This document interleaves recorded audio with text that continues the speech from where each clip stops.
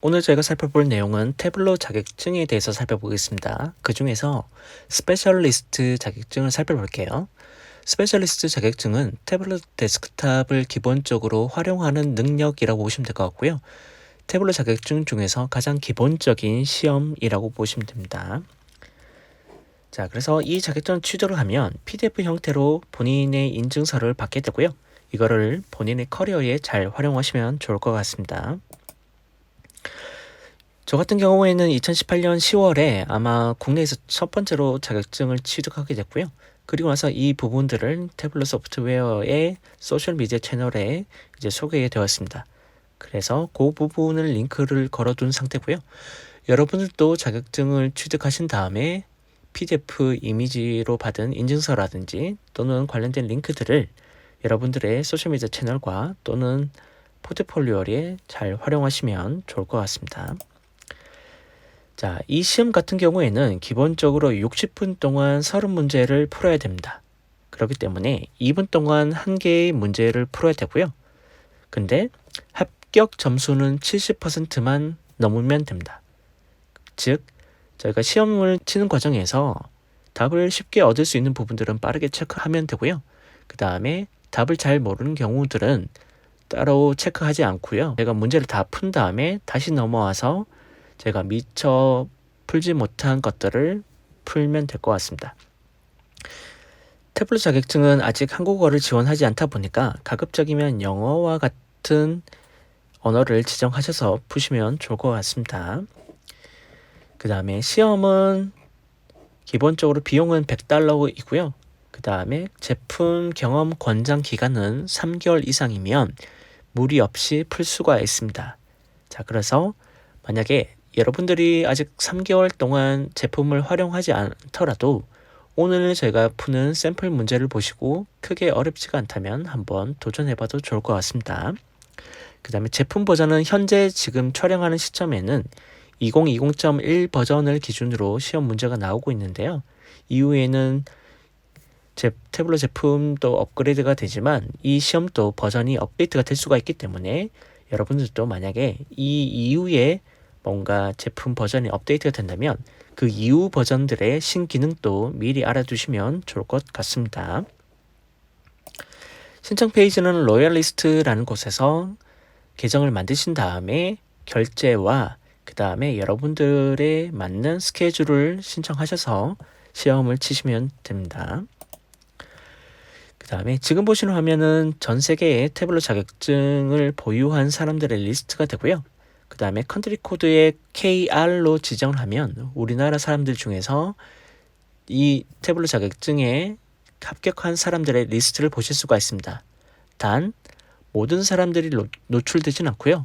본인이 여기 리스트에 또는 디렉토리에 노출 여부를 허용할 수가 있기 때문에 저희가 그 부분들을 감안해서 보면 좋을 것 같습니다. 그러더라도 KR로 지정을 하면 국내 태블릿 자격증 취득한 사람들이 아직은 많지 않기 때문에 충분히 여러분들의 커리어에 잘 활용하실 수가 있을 것 같습니다. 자, 스페셜리스트 자격증은 총 4가지 크게 섹션이 있고요. 첫 번째는 Connecting to Preparing Data라고 해서 데이터 연결 및 준비하는 과정을 체크를 하게 됩니다. 즉, 라이브와 추출에 대한 부분을 비교를 하게 되고요. 그 다음에 추출이 뭔지 또는 TDS가 뭔지 이런 부분들이 있기 때문에 지금 나와 있는 이 목록들을 보시고 한번 검색을 하셔서 용어들에 대해서 익숙해지시면 좋을 것 같습니다. 자, 오늘은 먼저 이 태블릿 데스크탑 스페셜리스트 가이드 이그잼 1번부터 10번까지가 있는데요. 그 중에서 저희는 1번부터 5번은 이론 문제이기 때문에 넘어가고요. 6번에서 10번까지 실제로 저희가 핸즈온으로 풀어야 되는 문제들을 한번 다뤄보겠습니다. 자, 먼저 6번 문제부터 한번 살펴볼게요. 6번 문제는 스탁스 2010, 2013 테이블을 이용하라고 되어 있습니다. 그 다음에 차트를 만들라고 되어 있는데요. 이 차트는 어떤 걸 보여주냐면 monthly, 즉 월별 변화를 보여준다고 되어 있습니다. 그 중에서 볼륨, 즉 주식을 따지면 거래량이라고 보시면 될 것 같고요.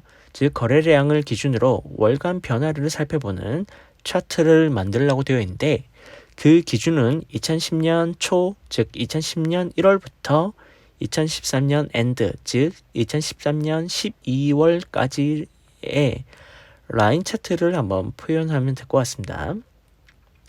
자, 그리고 나서 정작 중요한 것은 뭐냐면 2달 연속 가장 적은 fluctuation, 즉 변동을 보여주는 것을 고르라고 되어 있고요.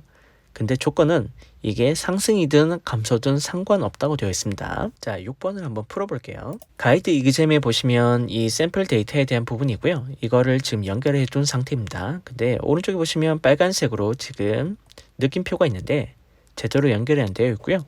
그래서 제가 데이터 소스로 이동하겠습니다. 자, 그리고 문제에 있었던 것처럼 스톡스 2010, 2013을 캔버스에 넣습니다. 자, 여기선 저희가 따로 데이터 원본 페이지에서 수정할 건 없고요. 다시 시트로 넘어가겠습니다. 자, 먼저 매저에서 볼륨에 대한, 즉 거래량을 표현하고요.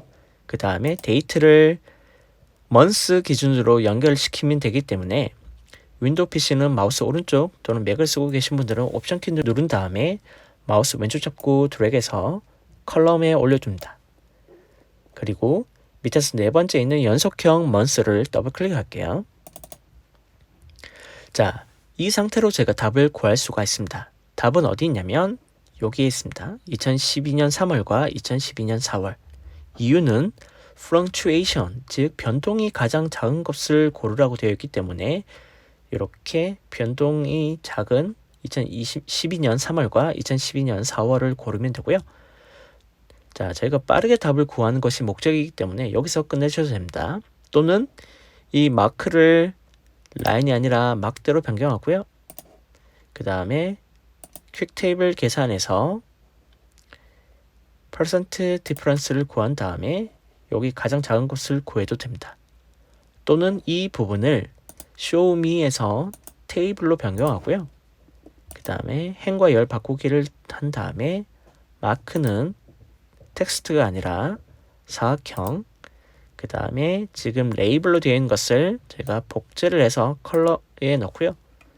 그래서 보시면 2012년 4월은 전달과 비교를 해서 마이너스 0.1%, 즉 거의 변동이 없기 때문에 2012년 3월과 4월로 답을 구하셔도 됩니다. 어쨌든 저희가 60분 동안 30문제를 풀어야 되기 때문에 빠르게 답을 구하는 것이 관건이기 때문에 제가 여기까지 할 필요 없이 그냥 첫 번째 제가 보여줬던 것처럼 라인에서 답을 구하셔도 좋을 것 같습니다. 자, 그래서 정답은 두 번째 있는 B번이고요. 자, 이번엔 제가 7번으로 넘어갈게요. 자, 7번은 역시 똑같은 테이블을 이용하면 되는데 크로스 테이블을 만들려고 되어 있습니다. 근데 이 크로스 테이블에는 sum of volume, 즉 거래량의 합계를 보여주는데요. 여기에는 각 연도별, 각 회사별이라고 되어 있습니다. 그 다음에 add grand total. grand total은 우리말로는 총계고요. 즉 뷰에 총계를 추가하라고 되어 있습니다. 자, 그리고 나서 이제 문제는 뭐냐면 2013년에 애플사의 전체 거래량과 2010년부터 2013년까지 애플사의 전체 볼륨, 즉 거래량을 총계 형태로 각각 보여주면 될 것 같습니다. 제가 한번 표현해 볼게요. 데이트를 더블 클릭하면 연도별로 나오게 되고요. 그 다음에 제가 볼륨을 더블 클릭하겠습니다.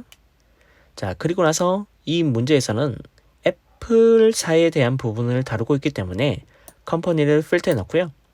그 중에서 애플만 체크한 다음에 OK 버튼 누릅니다. 자, 그러면 2013년 거래량에 대한 부분을 제가 구할 수가 있었고요. 그 다음에 제가 전체 총계를 한번 추가하면 될 것 같습니다. 그래서 어널리틱스 패널로 이동하신 다음에 토탈을 로우 그랜드 토탈로 추가하시면 정답은 127-322-019216, 그 다음에 앞에 있는 25606-397-999 이렇게 두 가지를 구하시면 될 것 같습니다.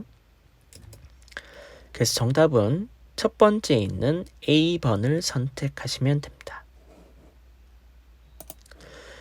자, 이번에 8번 문제도 역시 2010, 2013 테이블을 이용하라고 되어 있고요. 그 다음에 차트를 만들라고 되어 있는데 어떤 차트냐면 퍼센트 디퍼런스를 보여주는 차트를 만들라고 되어 있습니다. 여기서 퍼센트 디퍼런스는 퀵 테이블 계산에 있는 비율 차이를 구하라는 거고요. 그렇기 때문에 저희가 미리 용어들을 조금 알아두시면 좋을 것 같고요. 그 다음에 어떤 메뉴에 어떤 기능들이 있는지도 살펴보면 좋을 것 같습니다. 다시 돌아와서 거래량에 대한 퍼센트 디퍼런스를 구하면 되는데요. 여기서는 각 회사별로 연 분기 기준으로 살펴보면 좋을 것 같습니다. 그리고 나서 몇 개의 분기인지를 저희가 구하면 되는데 여기서 중요한 건 대문자에 대한 부분입니다. 바이오젠 아이덱이라는 회사에 대한 부분이고요. 그 다음에 볼륨에 대한, 즉 거래량에 대한 퍼센트 디퍼런스, 비율 차이를 구하는데 그 중에서 포지티브, 즉 양수에 대한 부분이 몇 개의 분기에서 나타나는지를 저희가 고르면 될 것 같습니다. 자, 똑같은 데이터 원본을 이용하고 있고요. 제가 다시 한번 데이터 패널로 이동해서 한번 진행해 볼게요. 먼저 컴퍼니 더블 클릭하면 여기는 아마존, 애플, 바이오젠, 아이덱이 있는데 여기서는 바이오젠, 아이덱만 제가 필터 남겨두면 될 것 같습니다. 그리고 컴퍼니는 밖으로 던지고요. 자, 그 다음에 연분기이기 때문에 데이터를 마우스 오른쪽, 그 다음에 컬럼에 놨고요. 여기서는 밑에서 5번째 있는 연속형 분기를 선택하면 됩니다. 그 다음에 문제에서는 어떻게 되어 있었냐면 거래량에 대한 퍼센트 디퍼런스 퀵 테이블 계산을 구하면 됩니다. 거래량을 로우 위에 올려주고요. 그 다음에 RSM 옵션에서 퀵 테이블 계산에서 퍼센트 디퍼런스를 구하면 됩니다. 그리고 라인보다는 이때는 막대로 보여주는 게 눈에 잘 들어오게 되고요. 그래서 포지티브한 값을 구하면 되기 때문에 정답은 네 번째 있는 D번을 고르시면 됩니다. 자, 실제로 저희가 핸즈온 하는 것은 어렵진 않고요. 문제에서 제가 출제한 의도를 파악을 해서 대문자 위주로 살펴보면 쉽게 답을 구할 수가 있습니다. 자, 이번에 9번 문제는 앞과는 다르게 2010, 2013 스탁스라는 테이블 뿐만 아니라 2014 테이블을 맨 앞에 있는 유니온 연결하라고 되어 있습니다. 자, 그리고 나서 차트를 만드는데 이 차트는 어떤 걸 보여주냐면 average close라는 것을 보여주면 됩니다. 즉 종가를 보여주는데 집계 방식은 average로 보여주면 될 것 같고요. 역시 여기도 연분기 기준으로 보여주면 됩니다. 자, 그리고 나서 몇 개의 분기가 아마존 기준으로 평균 종가가 $300 이상인지를 몇 개 정도 되는지 살펴보면 될 것 같습니다. 자, 저희가 9번 시트에서 한번 살펴볼게요. 그 다음에 데이터 원본을 마우스 오른쪽 누른 다음에 이거를 듀플리킷, 즉 복제를 선택하고요. 그 다음에 데이터 원본 페이지로 이동하겠습니다. 자, 여기는 2010, 2013만 있는데 여기서 2014를 드래그해서 유니온 연결하시면 되고요. 여기서는 보시는 것처럼 유니온의 테이블 끌기로 올려주시면 2010, 2013 밑에 2010, 2014까지 여기 나오는 걸 보실 수가 있습니다. 자, 다시 시트로 넘어갈게요. 문제에서는 지금 $300 이상인 곳을 찾으면 되는데 그 중에서 아마존에 대한 평균 클로징입니다. 자, 그래서 클로즈를 더블 클릭하면 여기 썸으로 들어가게 되는데요. 이 부분을 RSM 옵션에서 집계 방식을 average로 변경합니다. 자, 그 다음에 컴퍼니는 필터 넣고요. 저희는 아마존만 선택하고요. 그 다음에 데이터를 마우스 오른쪽 또는 맥을 쓰고 계신 분들은 옵션 키 누른 다음에 마우스 왼쪽 잡고 드래그해서 컬럼에 올려줍니다. 그리고 밑에서 5번째 있는 연속형 분기를 선택하면 되고요. 그 다음에 마크는 라인이 아니라 바 차트로 변경하겠습니다. 그 다음에 $300 이상인 것을 한번 살펴볼게요. 제가 분석 패널로 간 다음에 constant line, 즉 상수 라인을 드래그해서 average close 위에 올려주고요. 여기서 300을 추가하시면 됩니다. 그러면 300보다 이 라인보다 위에 있는 것은 하나, 둘, 셋, 넷, 5개 이렇게 답을 구하셔도 됩니다. 또는 마크 레이블 표시하셔서 이렇게 빠르게 찾으셔도 되고요. 또는 이 상수 라인에 마우스 오른쪽, 그 다음에 에디트, 그 다음에 포매팅의 fill above, 즉 위쪽을 채운 것을 이렇게 진한 색으로 두면 이렇게 5개를 구하셔도 됩니다. 어쨌든 제가 빠르게 답을 구하면 되기 때문에 이런 과정 없이 그냥 마크 레이블 표시하셔서 빠르게 답을 구하셔도 됩니다. 자, 이번에 마지막 10번 문제 한번 풀어볼게요. 10번 문제는 flight table을 이용하라고 되어 있습니다. 같은 데이터 원본인데 테이블만 flight로 선택하면 되고요. 그 중에서 막대 차트를 만들면 되는데 이 막대 차트는 average of minutes of delay per flight라는 특정 값을 이용하면 되는데 역시 여기도 집계 방식은 average를 활용하시면 됩니다. 그 다음에 breakdown 하면 되는데 이 breakdown은 carrier name, 즉 항공사 기준으로 하시면 됩니다. 그리고 필터 처리하라고 되어 있고요. 그 기준은 state 기준인데 이 state에서 only show Minnesota, 즉 MN이라고 표시되고 있는 미네소타만 필터 걸라고 되어 있습니다. 그래서 미네소타에서 유나이티드 항공사를 기준으로 이 minutes of delay per flight라는 값을 평균 값으로 나타내는 값을 찾으라고 되어 있습니다. 자, 제가 10번에서 한번 해볼게요. 다시 데이터 패널로 온 다음에 이 데이터 첫 번째 있는 데이터 원본을 마우스 오른쪽 눌러서 다시 한번 복제를 하고요. 그 다음에 데이터 원본 페이지로 이동합니다. 자, 그리고 나서 이 데이터 원본은 제거하고요. 플라이트를 드래그해서 넣습니다. 자, 시트로 돌아올게요. 자, 그 중에서 제가 필요한 것은 뭐냐면 minutes of delay per flight 이 측정 값을 이용하면 되는데요. 드래그해서 올려두면 집계 방식은 sum이 됩니다. 근데 제가 필요한 것은 average가 되기 때문에 아래 세모 옵션에서 측정 값을 average로 변경합니다. 자, 그 다음에 필터를 걸라고 되어 있고요. 이 필터는 뭐냐면 state를 필터 선반에 넣은 다음에 미네소타를 나타내는 MN을 체크하시면 됩니다. 그리고 확인 버튼 누르고요.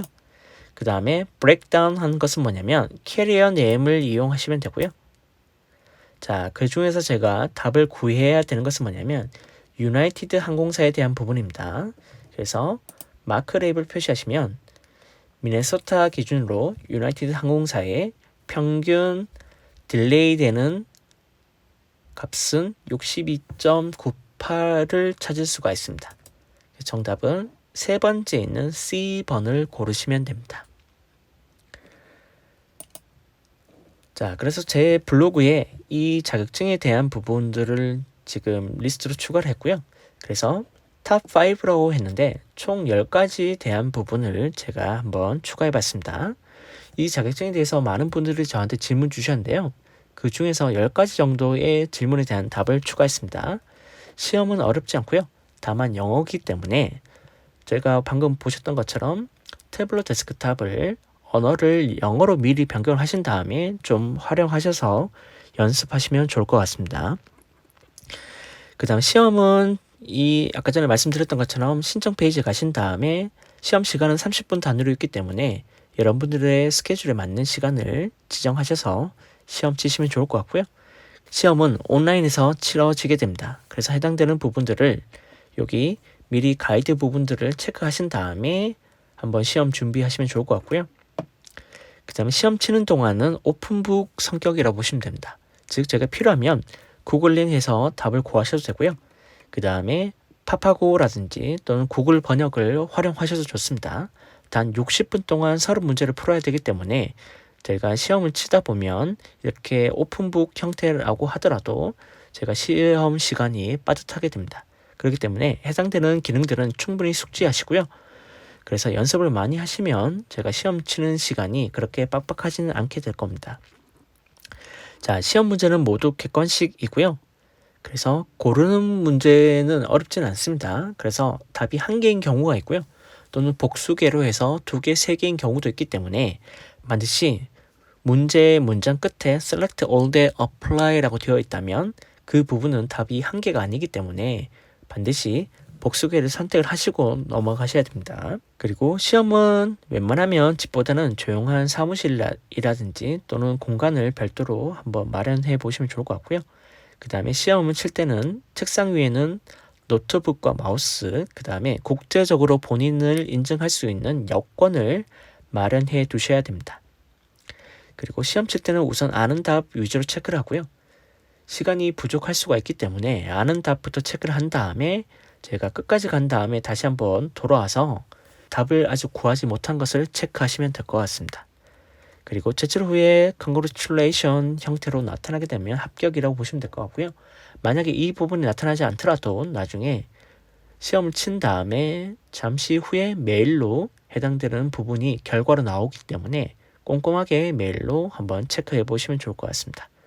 그 다음에 앞에서도 말씀드렸던 것처럼 자격증 디렉토리에 본인을 한번 노출을 해 보시면 좋을 것 같습니다. 자, 오늘 준비한 것은 여기까지고요. 자, 여러분들 모두 시험 합격하시고 여러분들을 커리어에 잘 활용하시면 좋을 것 같습니다. 고맙습니다.